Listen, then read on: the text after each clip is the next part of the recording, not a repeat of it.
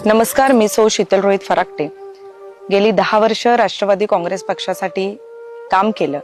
गेली 40 वर्ष आमची मागची पिढी आणि गेली 10 वर्ष मी आदरणीय मुश्रीफ साहेबांच्यासाठी अतिशय प्रामाणिकपणे काम करण्याचा प्रयत्न केला।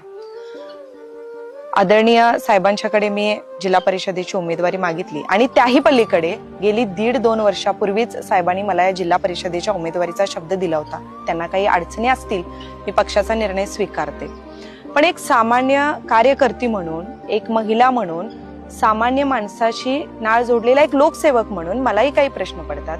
गेली अनेक वर्ष आम्ही आदरणीय मुश्रीफ साहेबांचा प्रचार केला, साहेबांची भूमिका ठामपणे मांडण्याचा प्रयत्न केला। विरोधकांच्यावर विधान करणं असेल किंवा आपल्या नेत्यावर आलेल्या अडचणीत सुद्धा अगदी ठामपणे उभं राहण्याचा मी आजपर्यंत प्रयत्न केला। मी कधी माझा संसार, पोरं बाळाशी कारणं देत बसले नाही। याही पलीकडे जाऊन साहेबांच्या प्रती, आपल्या नेत्याप्रती निष्ठा जपण्याचा प्रयत्न केला।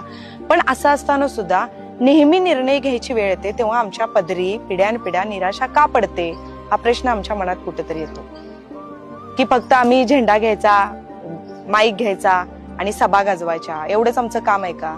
सर्वसामान्यांच्या पर्यंत पोहोचून काम करण्यासाठी आम्हाला नेते मंडळी कधीच कुठला स्थान देणार नाहीत का, हा प्रश्न आमच्या मनामध्ये येत असताना आज या ठिकाणी या माध्यमातून मी सांगू इच्छिते की माझी लढाई कुणाच्याही विरोधात नाही, पण माझी सगळी सर्वसामान्य जनता असेल, माझा युवक युवती वर्ग असेल, शेतकरी वर्ग असेल, वंचित बहुजन समाज असेल, माझ्या मायमाऊली सगळ्या असतील, त्यांच्यासाठी काम करण्यासाठी आणि एक विकासात्मक धोरण त्यांच्यासमोर घेऊन जाण्यासाठी आज या ठिकाणी जिल्हा परिषदेची ही निवडणूक मी स्वतंत्रपणे लढण्याचा निर्णय घेतलेला आहे।